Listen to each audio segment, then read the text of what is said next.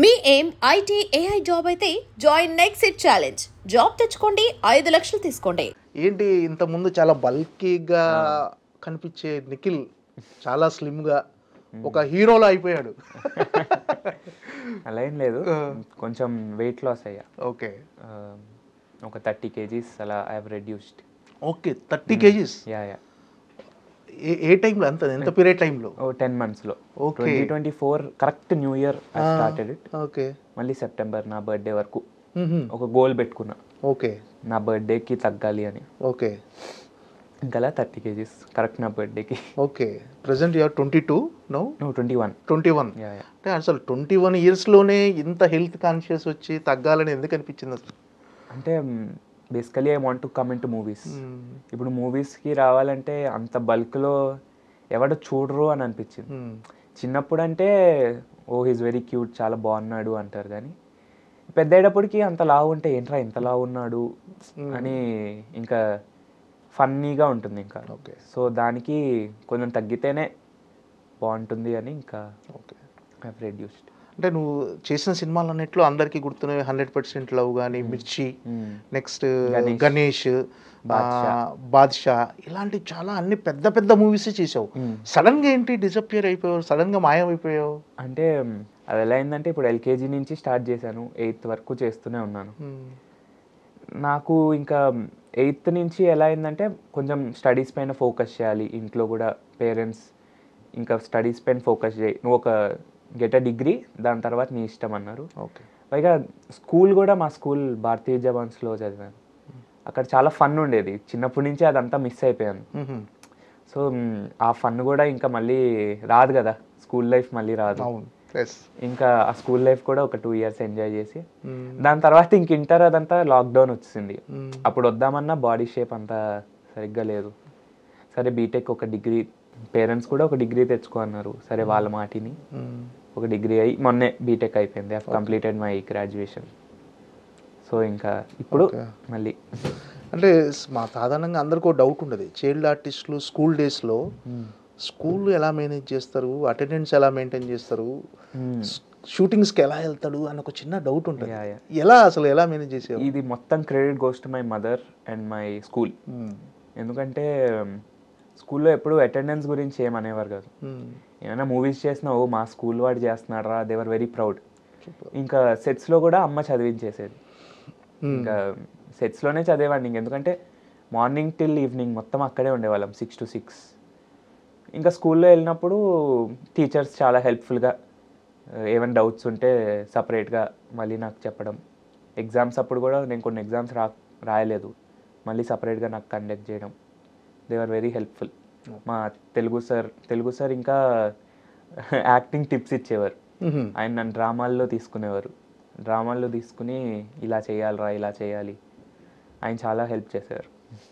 అలాంటి స్కూల్లో బాగా కల్చరల్ యాక్టివిటీస్ చాలా ఎక్కువ. నేను ఒక 5-6 చేశాను క్యారెక్టర్స్ ఈ యాన్యువల్ డేకి. అలా హిరణ్యకశిపుడు అంతా తెలుగు సార్. అక్కడి నుంచి కూడా కొంచెం చాలా నేర్చుకున్నాను. ఏంటంటే స్కూల్లో యావరేజ్ స్టూడెంటా, మెరిట్ స్టూడెంటా, ఎలా ఉండే? Above average. స్కూల్ అంతా ఫన్, స్పోర్ట్స్ ఎక్కువ ఆడేవాళ్ళం. బాస్కెట్బాల్, ఫుట్బాల్, అవి ఫ్రెండ్స్ అందరం ఎక్కువ ఆడేవాళ్ళం.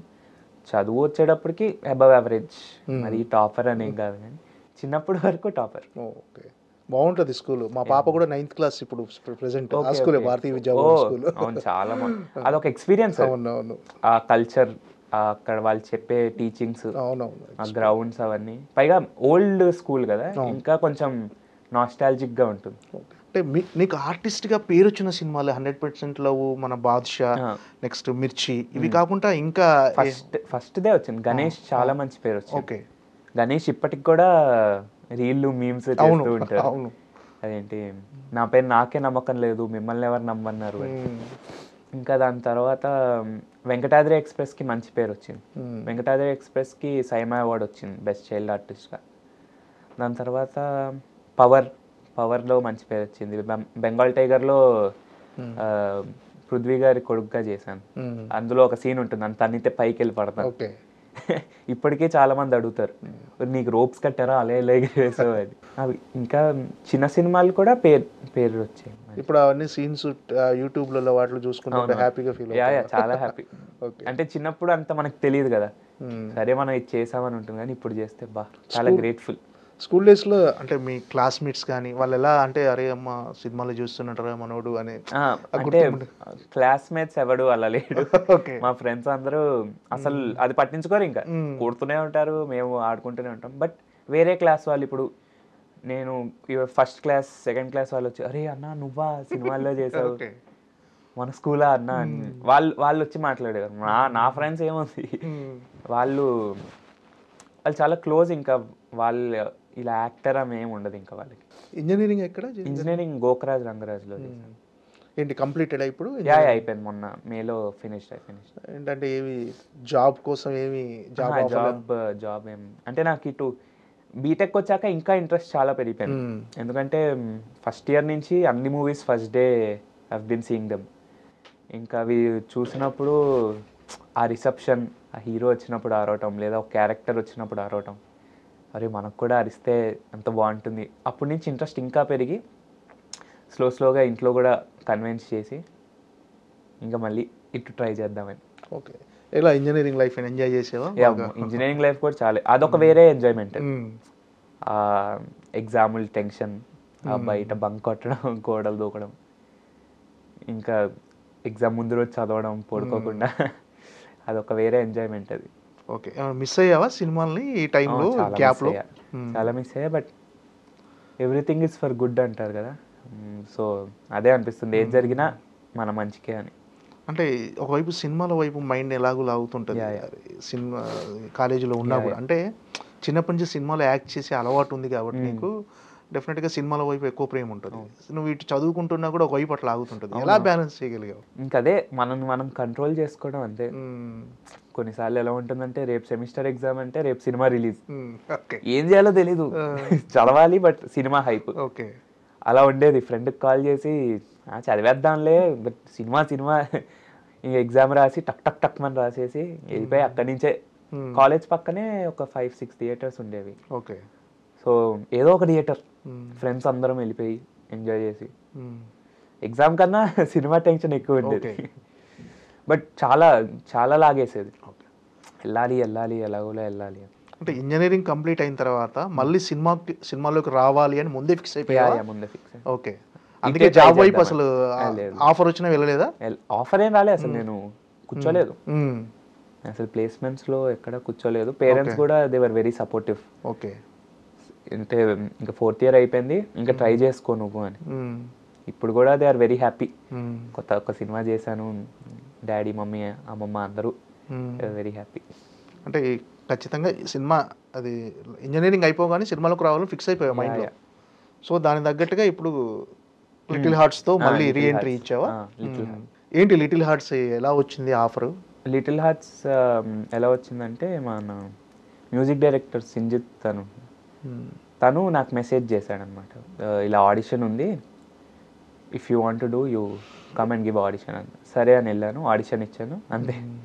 వాళ్ళకి నచ్చింది, ఇంకా కాల్ చేశారు మళ్ళీ, ఇంకా అలా. ఏంటి ఫుల్ యూత్ యోయో సినిమానా ఏంటిది? Full youth cinema.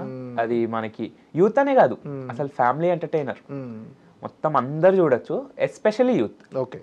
ఎందుకంటే ఒక చిన్న పిల్లోడి నుంచి grandfather, father, everyone will be connected ఆ సినిమాని చూసి.